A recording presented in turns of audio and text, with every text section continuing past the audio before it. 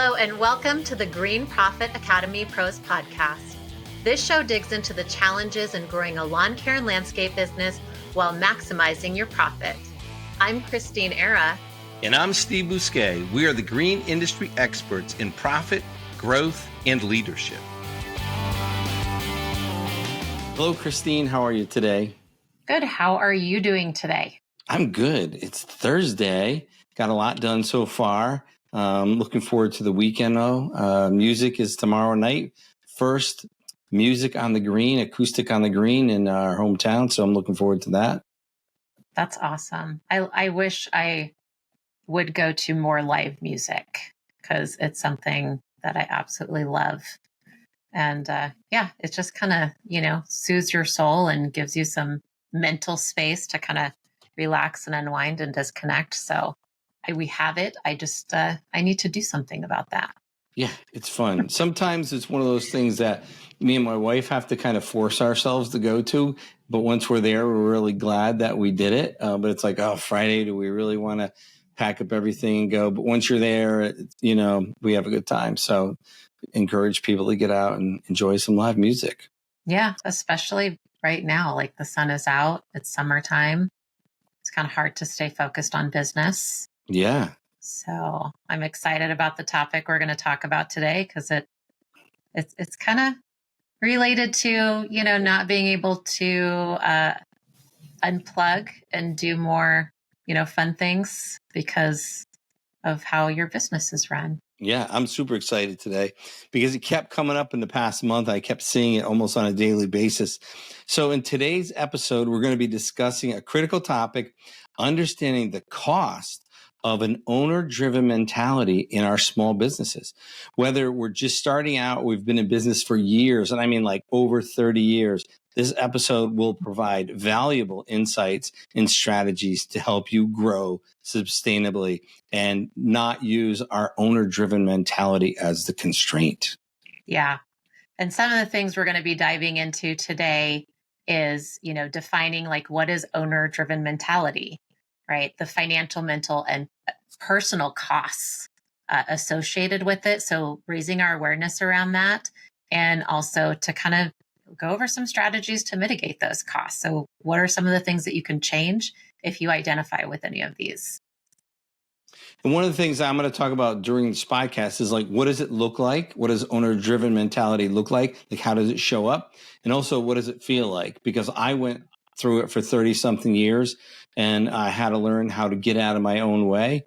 But there's a lot of emotion around being the superhero at our businesses. There's a lot of codependencies that we can have on our businesses I have a theory that emotion seeks logic. So we do these emotional things that feed us and make us feel better. And we have logical reasons. Well, I'm the only one that can do it. I can do it the best. I do it the quickest. That's what my customers expect. When really it feeds me being the superhero in my business. So let's start by defining that, right? This owner-driven mentality happens when the business owner takes on all tasks or too many tasks, from strategic planning to daily administrative duties. While it might seem advantageous to maintain control, it often leads to significant challenges. Yeah. And this, then leads to like the owner being overwhelmed from tasks. And I've heard owners say like, oh, I still do payroll, right? They have an office person, they have an external bookkeeper, but they're still holding on to payroll. I still pay bills. That's okay. I'm on a beach in Mexico taking my vacation. I don't mind running payroll or paying bills, so it's something that they're even doing in their downtime when they're supposed to be really unplugging and spending time with family. They may be tied up in customer service. So they're going out there dealing with service calls, they're taking service calls, they're still being that front contact person, no matter the size of their business, for the customers to contact them, or maybe even doing sales. We have clients that kind of design their business to where they're like, all I want to do is sales. That's it. Great. We can do that. But if you're one of those people who don't want to be doing sales, then you really shouldn't be doing sales. So the question is, why are you still doing sales? So then trying to juggle all of these things, in your role, and then attempting to grow your business at the same time, it's just it's strategically impossible. because you can't be everywhere at one time and you can't be everything to everybody. And it really sets a business owner, an entrepreneur up for burnout as well. It does. And it's the burnout comes from this constant feeling of overwhelm, frustration, because, I'm really only good at very few things in my business, right? And so there's a lot of things that I'm not good at, but I was trying to touch them and do everything. So they got done, but they got done poorly, late, and it wasn't really serving me, my clients, it wasn't serving my team, and it wasn't serving the growth of my business. So it's that constant need to touch everything. And like we said, I've heard stories where the owners are on vacation doing, bringing their laptop to do payroll. Right. I've heard where the owner's wife is in the hospital and they're bringing her the laptop because she has to do, the payroll either because, before her surgery or after her surgery. When she comes off anesthesia, she has to do the payroll. That's an owner driven, like having your wife do payroll in the hospital is an extreme case of an owner-driven company. And what happens with the owners, they push it on the people that are closest to them. And it could be their children, it could be their spouse, but they don't keep it for themselves. They also think that their family should be as committed and codependent on the business as they do. And that emotional need that they get by being the superhero, they want other people to feel that too. But it's not their baby. It's not their business. My wife did not marry me to go work for American Landscape and Lawn Science, right? She didn't marry me to go do payroll from the hospital. She married me to have a fulfilling life and relationship. So, if I'm doing that, I have to ask myself, and I did it. My wife came in and cleaned the office for 20 years on Sundays. And it was in 2019 when I broke up with my business. And I was ready to do it. And she said, I don't want to come in and clean the office anymore on Sundays. And by 2 days later, I had a cleaning company hired, and we've never been in at the office on a Sunday again. But that was really me being codependent.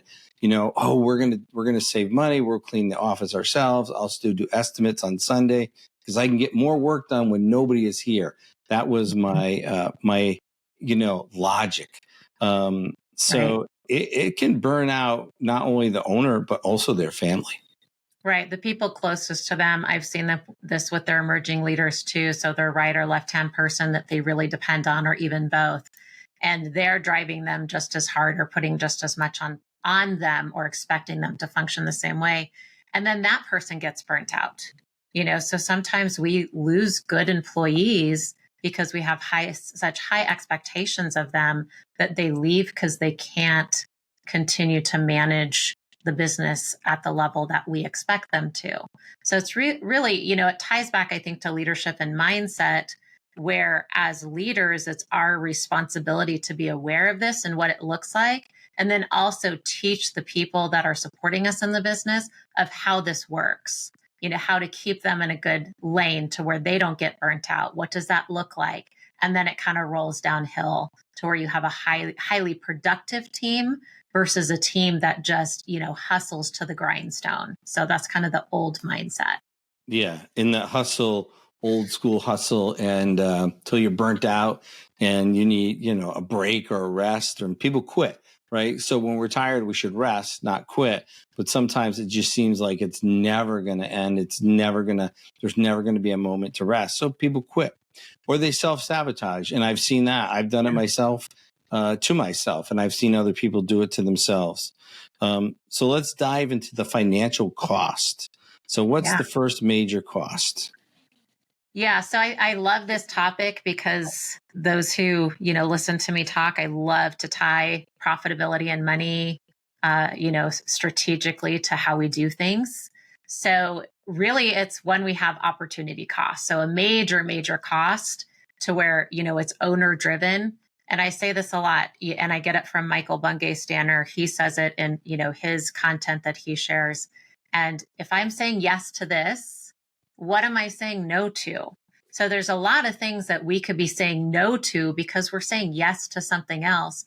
So if you're out there and you're doing sales or you're running payroll or, whatever it is that you're doing because you don't want to let go of it or you're not properly delegating it, then there's this opportunity cost where maybe you're not working on your business, right? Instead, you're working in your business. You're choosing to do something else, and it could be a lower level task versus focusing on something that has a high return on investment.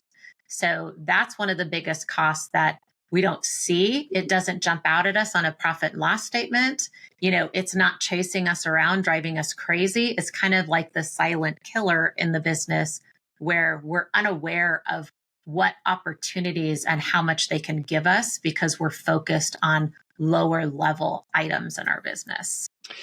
I'll give you a personal great example. So one of the things, I love marketing. I love the whole woo-ness of marketing, right? But I don't love all the details that you have to go through. And now everything's digital, and if you have all these social platforms. So I was like, I'll still do the marketing, and I get onto Loomly, and you can post everything from one platform. Well, you really can't, because you can only have so many characters in Twitter, and you can only have so many characters in Instagram, and TikTok wants video. So I was just like, I can't do this anymore. And I had to hire a marketing company to help me with that.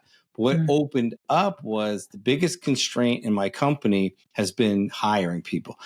We have enough work. We have a good marketing system, but it was like, we can't get the people to do all the work.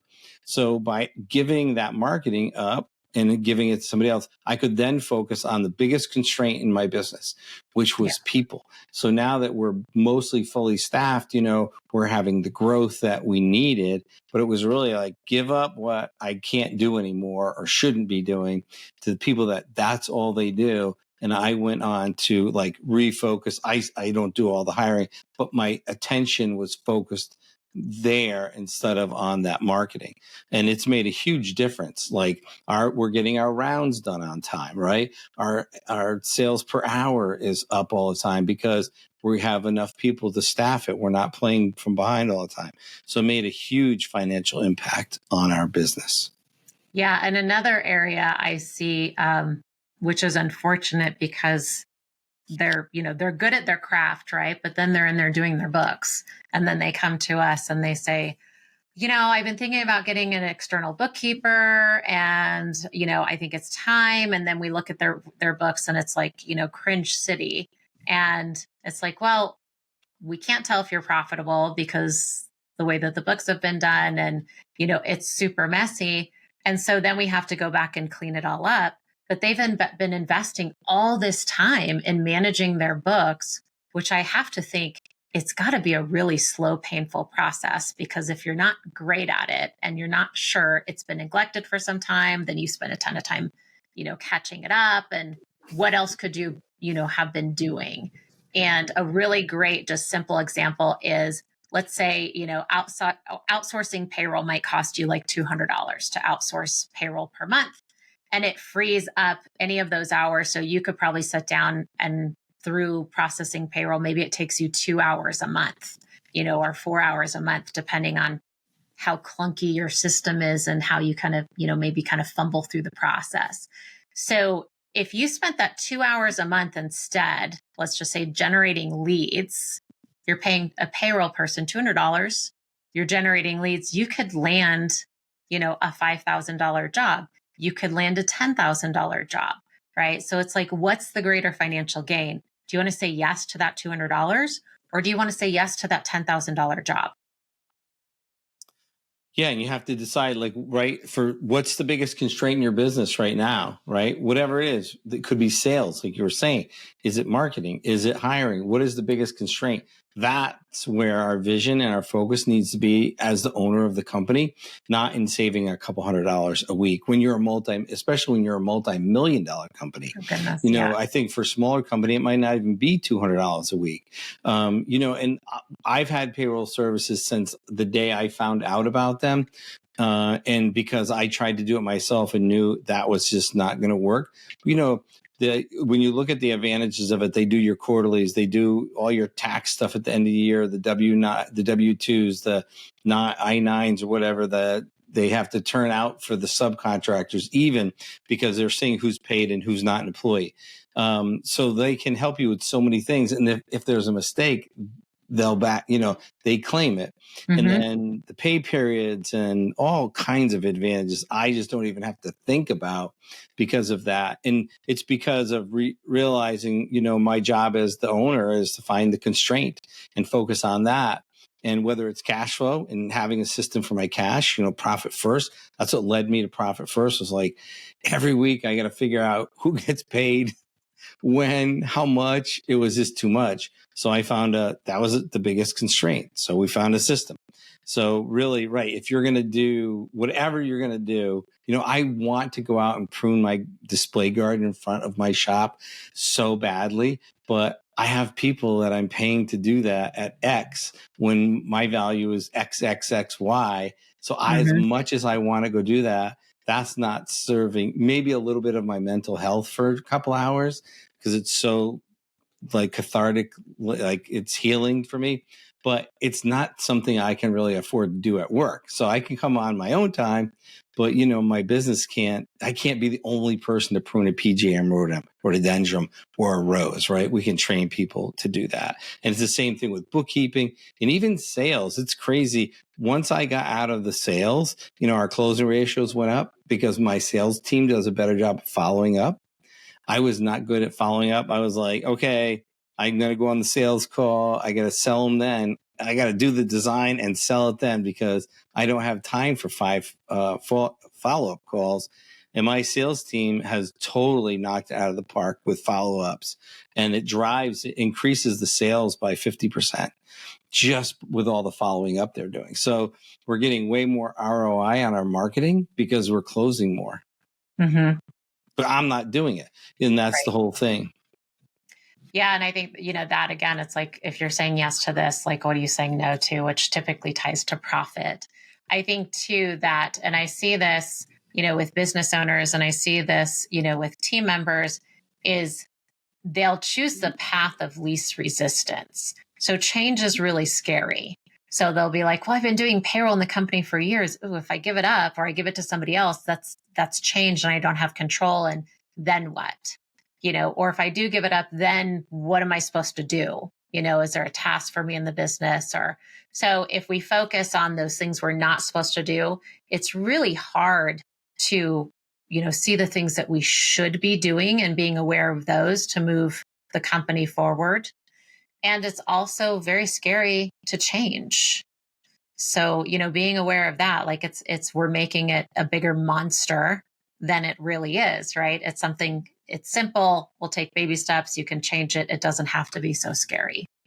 Oh, yeah. Simple things that we all have done in our business is not moving the needle at all. And it's our are we being responsible? And it's our responsibility to move the needle in our company. I've seen it in so many different ways where, people will hire people and they don't do it perfect the first 2 days that they're there and they want to get rid of them.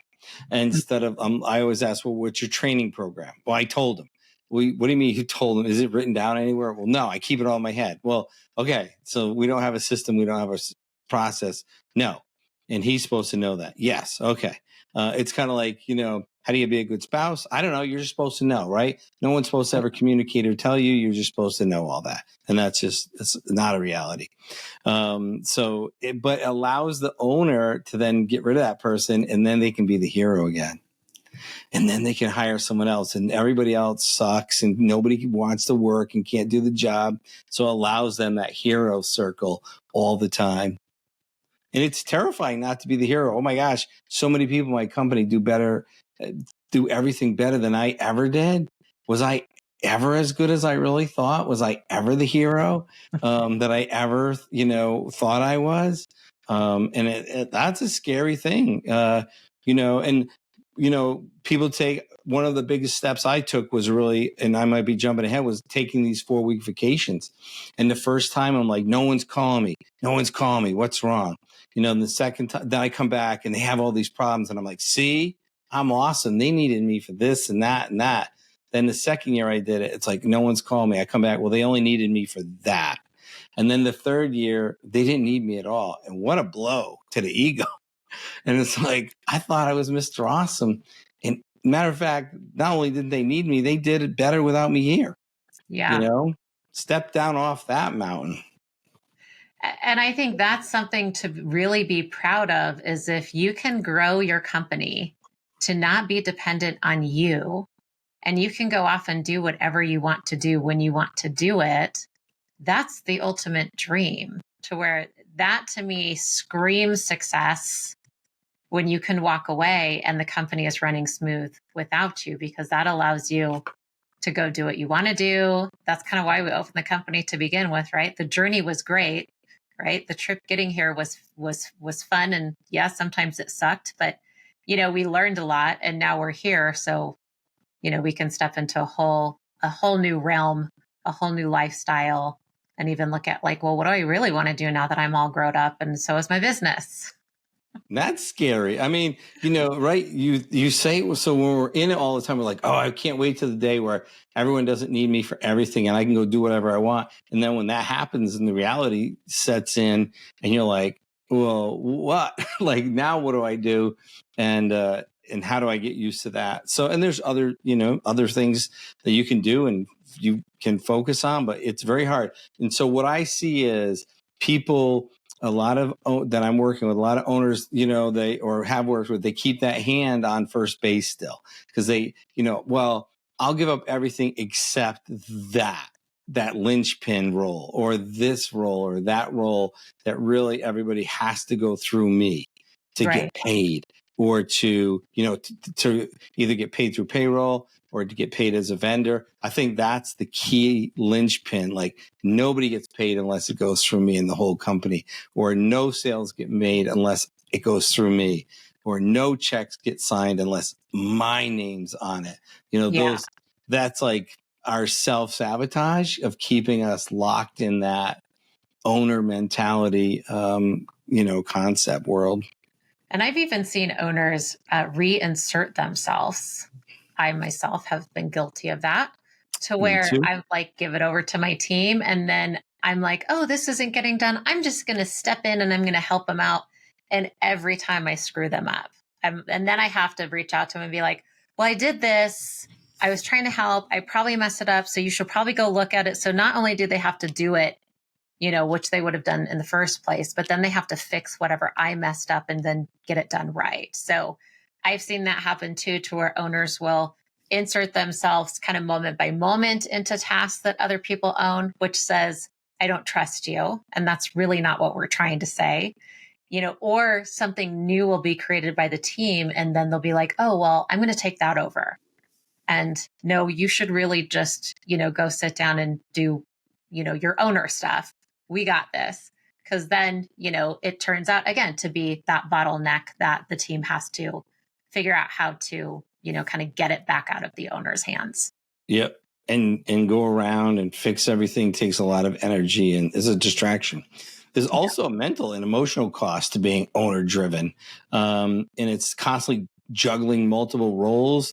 And it just leads to constant stress and leads to burnout. Core Growth Strategies provides business growth management solutions through cloud accounting, bookkeeping, and strategic business consulting programs. Our team works with small businesses in lawn care and landscape and trade industries throughout the U.S. We increase our clients' business acumen by creating business performance transparency through financials and strategic advisement based on industry best practices and benchmarks. Our experienced team provides support, guidance, and coaching, thereby allowing our clients to connect with viable data and discover their own solutions. Core Growth Strategies programs and services are designed to get your business from where it is now to where you have always dreamed it to be. Visit us today at coregrowthstrategies.com and follow us on Facebook, Instagram, or LinkedIn. Don't miss our exclusive limited time podcast special.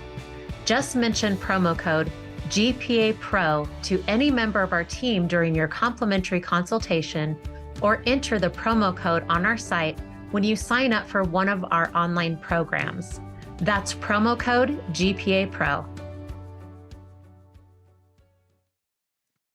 Yeah. And I think that has that's a roll downhill, situation, right? So if we're looking at always, and some of us, I have to say, are really good at juggling fire, like myself.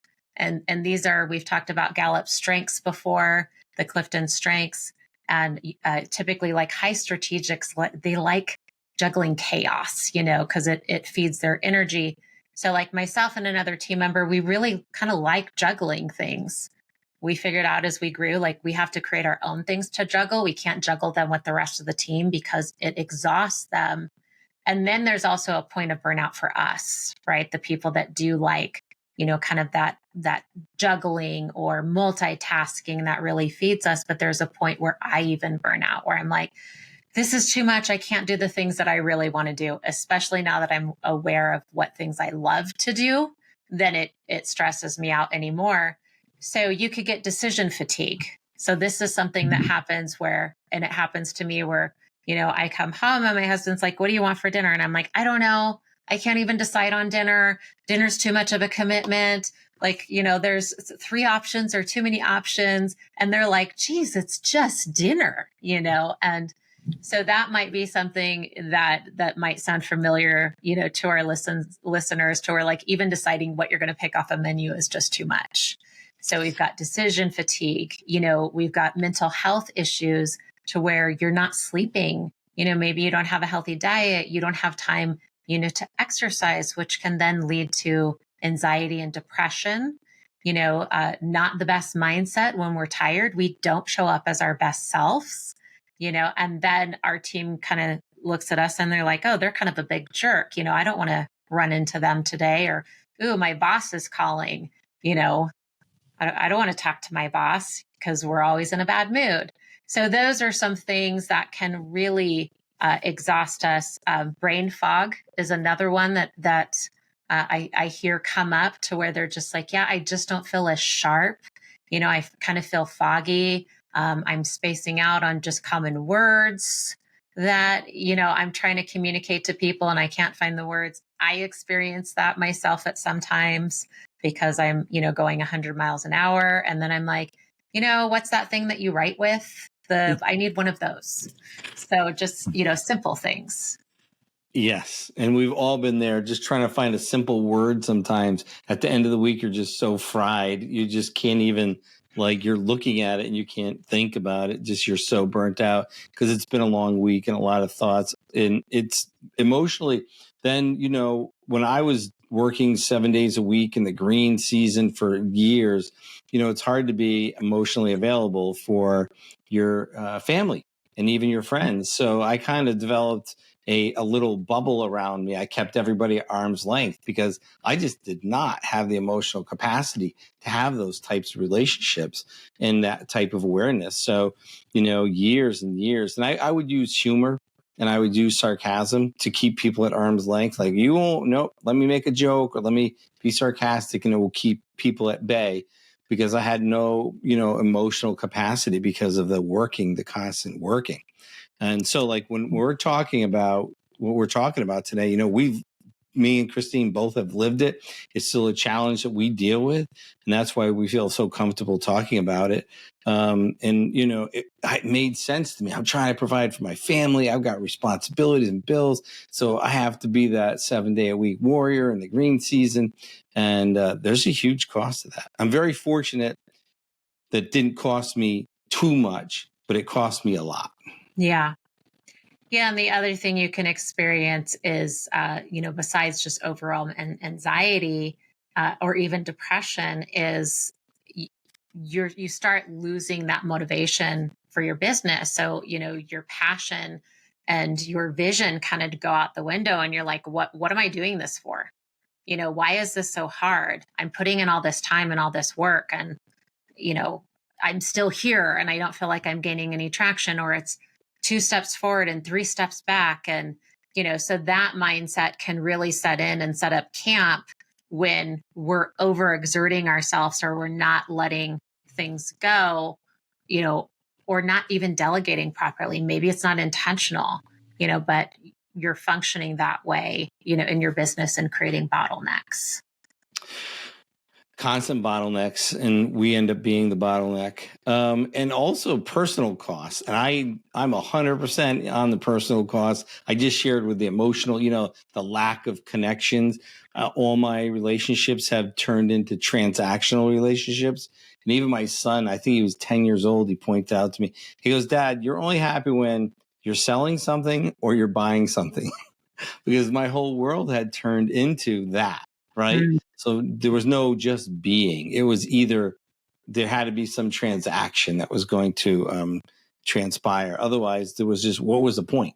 Yeah. So because I didn't have the time and the bandwidth to deal with anything else. Yeah. So the work, life balance, that's something that's been brought up several times. I feel like it's kind of like a buzz phrase. And being aware of like, well, what is that, right? And how much time do I spend in my business? How much time do I spend, on my own hobbies? What does that look like? Or my personal well-being? And how much time do I spend with my family? And if you take a big step back and look at that, the other question you might want to ask is, how am I showing up when I am spending that time in my personal life? And I kind of went through this to where it was really hard for me to leave my stress and my mindset around my stress at my desk. And then I was showing up for my family, and I was just a, grouchy bear. Like, people didn't want to talk to me. My husband said something and I'm like, oh, I don't know what you're talking about. Like, I'm just stressed at work, and, kind of justifying bringing it to the dinner table. And then I started listening, and I was like, well, maybe there is something to that. And I'm like, no, I am stressed. And I asked myself, like, how do I want to show up for these people? How is my stress making me feel? What's contributing to that? And what are some ways that I could, kind of mitigate all of that and be better? And one of the things that I did was, before I left my office, if I had a really stressful day, I'd ask myself, like, what am I holding on to? How does this feel? How do I want to show up? And what energy do I want to feel before I walk out that door? And that really helped me be aware of how I felt as soon as I finished work.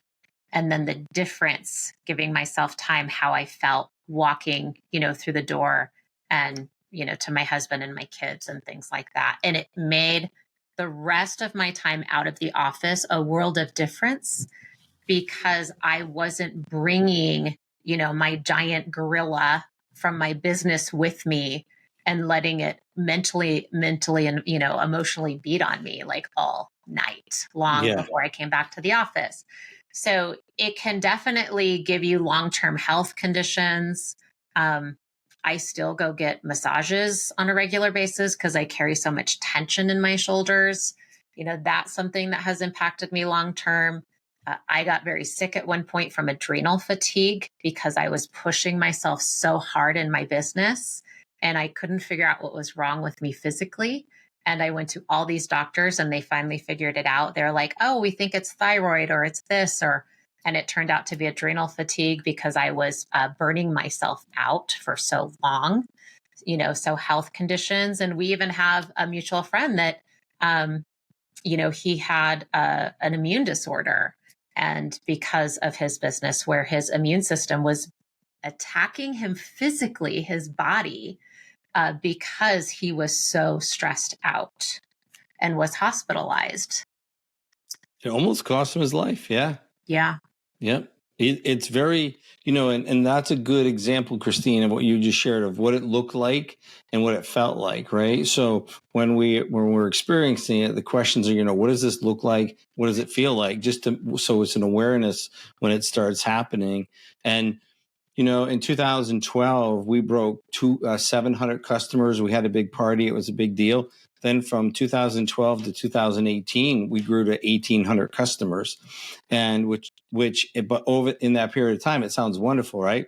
I did not go to the dentist for 6 years. I gained about 35 pounds because I was eating on the road, drinking 3 Dunkin' Donut cups, coffees every day, getting a French fry and a soda at McDonald's and not ever exercising. Didn't go to the doctors, and our friend Nancy, she said to me at a business retreat, she said, Steve, a sick man has one wish and a healthy man has 1,000 wishes. And since then, 2018, I do my annual checkup, go to the dentist 3 times a year, get my blood work when I'm supposed to, and started exercising again, lost some weight.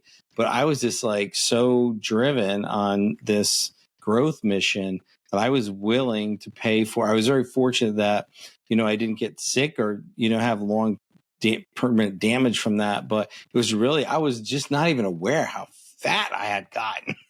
And how unhealthy I'd gotten, and the dentist, they have to do this major cleaning. They have to give you, Novocaine so they can just clean your teeth because I had ignored it for so long. It's not something I like to brag about, and I'm sharing it with you guys and everyone today because I'm like, that's not worth it. Like, I could have still done it and just not had to touch everything. Like, I had to turn the water on for the tanks to fill, right?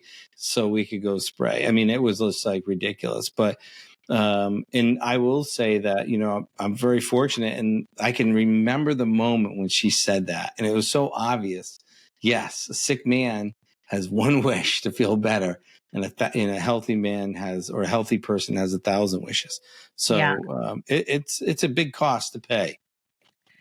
Yeah. So I want to share with our listeners some strategies, right? Of like, how do we get out of this? Because when we're in it, it's really hard to see, how can we get out of that owner driven mentality? How do we get out from under,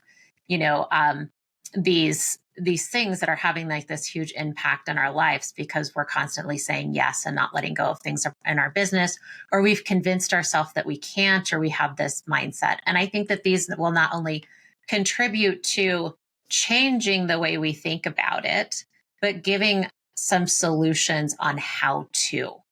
So one of them is delegation and outsourcing, right? 2 huge, oh my gosh, scary, scary words, especially if you want to own everything. So we can start small, identify some simple tasks that can be delegated or outsourced. Mine was email. That was the first thing I gave up. And oh my gosh, I had kind of a meltdown about it. I was like, if I don't answer every one of my emails, or if I don't do this, now I have somebody who kind of triages my emails so I can respond and I'm not spending a lot of time.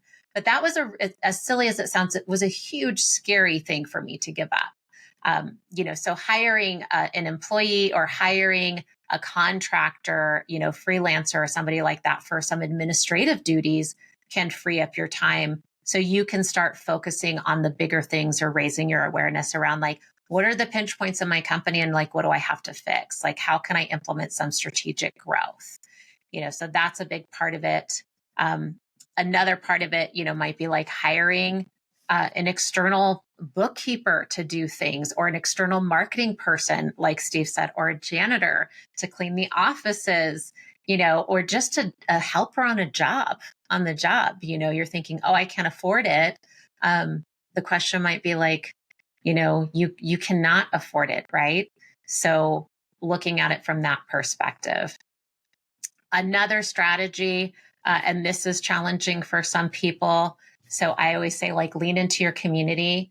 We are not the first people, to create the wheel, right? It's like, we don't want to recreate the wheel. So lean into your community of professional associates or friends that might have a system or process. So implementing systems or processes in your business, that's going to develop some efficiency, some consistency, and streamline operations. And it gives you something to give to someone else when you hire them.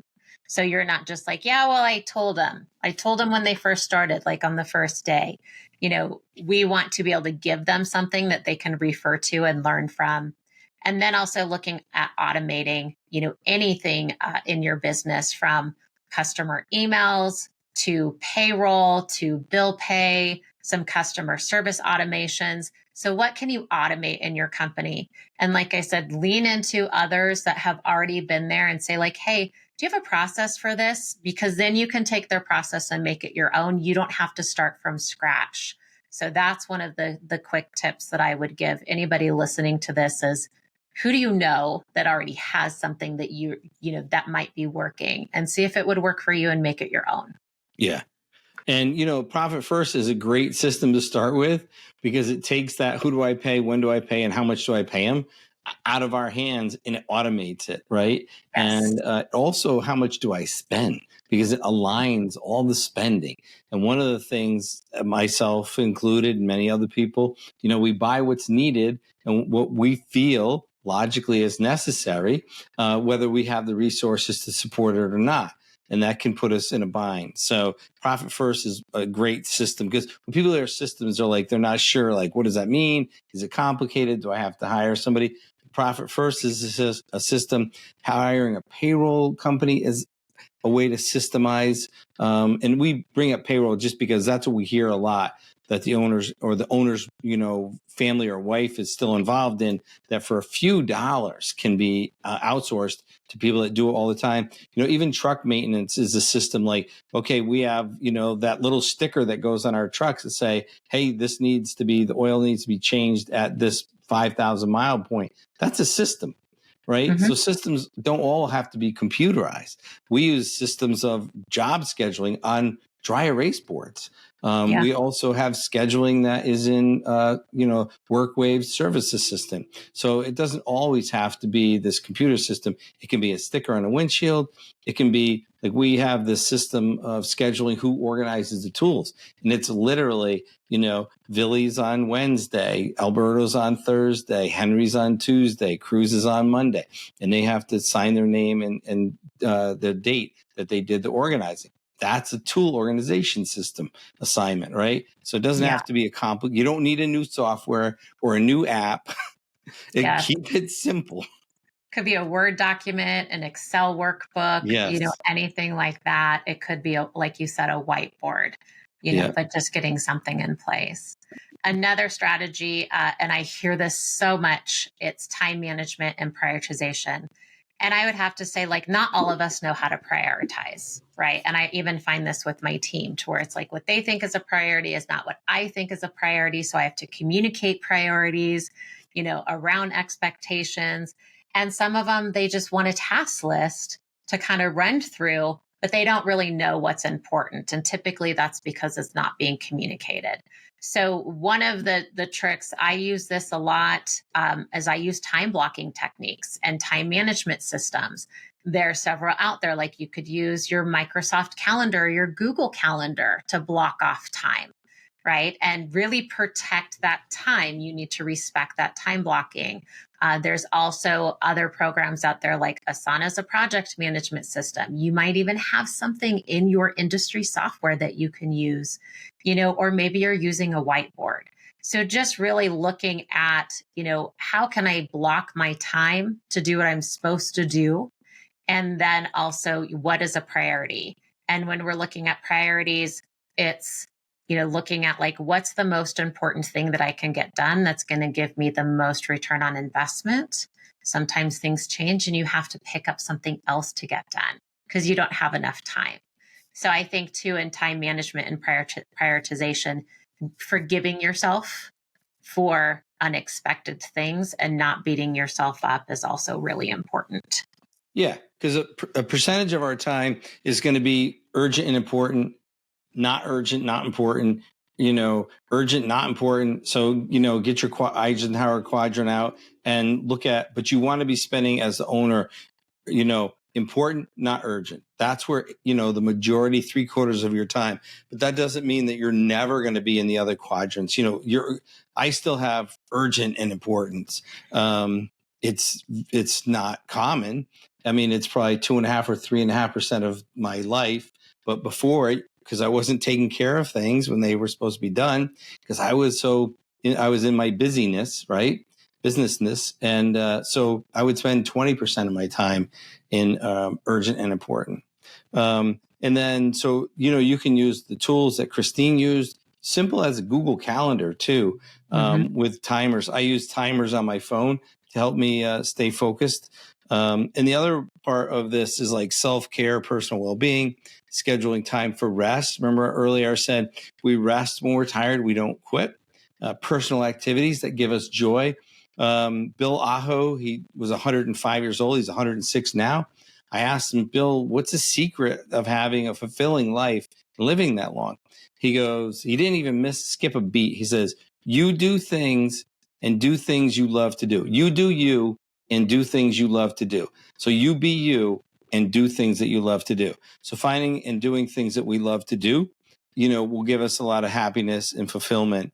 And, it's not working 7 days a week, and it's not cleaning the office. It's not doing payroll, or it's not fixing the trucks when somebody else can do that.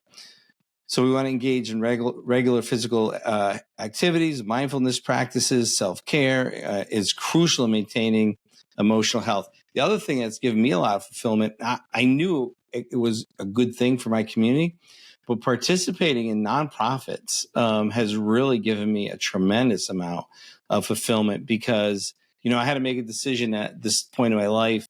I have a certain amount of money and a certain amount of time. And what am I going to do with it? Am I going to buy stuff, or am I going to put it over in these nonprofits? And I'm not condemning people who buy stuff with that, but it was me and my wife made the decision, like, we're going to put our time and money into our community and these nonprofits.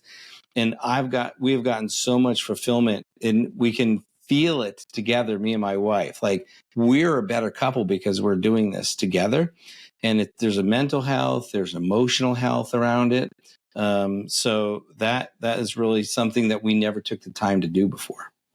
Yeah. And I've seen that have an impact on your community because I've been, to your local town where you are a part of the community, you support the community, and just being there and connecting with the people and the connection that they have with you and appreciation for the support that you and your wife and your company give the community, you can tell it has changed their lives and it has touched their lives. And that is very fulfilling, not just, I would think, for you guys as an individual or as a company, but the people who connect with you or who know you or know those people. So it's one of those things that can really, pay it forward with really no cost, right?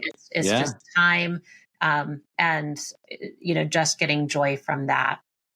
And I would say mindset practices is another thing that, they're like, oh, I don't have time for that. You can work that into every single thing that you do on a daily basis. So instead of reacting, take a time out, think about it for a few minutes, and then respond, right? So taking that pause when things kind of, you feel triggered or you feel kind of friction points or irritated, really taking that pause and then responding. That is a mindset practice that is so powerful. It can change how you show up forever. So, just taking that pause after you do it so many times, it becomes natural and you don't think about it anymore. So, yes, mindset is so powerful. I was just talking to an owner, and he had one of his leaders who's in our emerging leader, and he was sharing with me how it's changed the mindfulness work we've done. It's changed this guy's home life, his life at work. He's more confident as a leader. The team's more confident as having him as their leader. They want to follow him. So taking that time to breathe and respond and not react, huge dividends for everybody that is in that community with him. Yeah. So you can choose that minute for yourself. Yes. And then absolutely. The last thing that we want to share is just that continuous improvement, right? So just looking at your practices, reviewing them, refining them, in your company, in your personal life, your role, that, the duties that you have, and seeing where you can just kind of tweak things and, delegate them or let them go, or what else you should be focusing on. So, you could even look at like KPIs, to set up in your company, and also encourage feedback from employees or even customers for areas of improvement, or even the people in our lives that are there supporting us and our biggest fans, kind of getting some feedback from them on, maybe challenges that you have or ideas to where you're like, hey, I want to let this go. Like this summer, I said, I have my youngest, he's home for the summer. We didn't put him in camp, and, he's got some other things he's doing. But I went, I would like to help my husband a little bit more with him, this summer, and kind of like his activities, because he's always kind of managing his activities. So I said, I want to take Fridays off for the rest of the summer, like, or leave early. So one or the other. And that was just something I communicated. I spoke to my team about it. I spoke to my husband about it, and it's been happening. And it feels really good to be able to take that time and spend, with my family, spend with my youngest child, or even tend to some of my, household to-dos that I feel like I never have time to do. So I put it out there. I spoke it out loud. And then the response I got was so supportive. I went, oh my gosh, I can make this happen. This is happening. And it's actually happening. So I think that that's a really good place. Just put it out there to somebody who supports you and who's a fan of yours personally, professionally, and act on it. And I guarantee you will have people who support you in making those little tiny changes that can just, change how you show up in your business and your life. Put it out to your family, friends, put it out to the universe, and they'll show up to support you. Another kind of hack, and it kind of goes back to what you said, if I'm going to do this, what am I not going to do? Making not to-do list, right? Things you're not going to do, things you're not allowed to touch or do, and just pick one of those first. Just like Profit First, when you start that, we want you to open up a profit account and start 1% there. That's the first step. Making your I'm not going to do list and pick one, and then just win there and share that whatever you picked. Like Christeen shared, not working Fridays, or working half day. Put that on your list and then share that. And then she's not going to work Fridays in the summer, and that's her not to do list. So that's a easy way to start identifying it, and then moving down to number 2 and number 3. Well, I want to thank everybody for joining us today. I think it was a really great topic. I've seen it more and more. Christine and I have been talking about this and really realizing that a lot of it's not a task thing. People know how to do things. It's a mindset about, what we're ready and willing to give up and our role in the business in our own lives. So thank you very much. And we look forward to you visiting us on the next podcast. Thanks for listening to the Green Profit Academy Pros Podcast, the show that digs into the challenges of growing a lawn care and landscape business while maximizing your profit.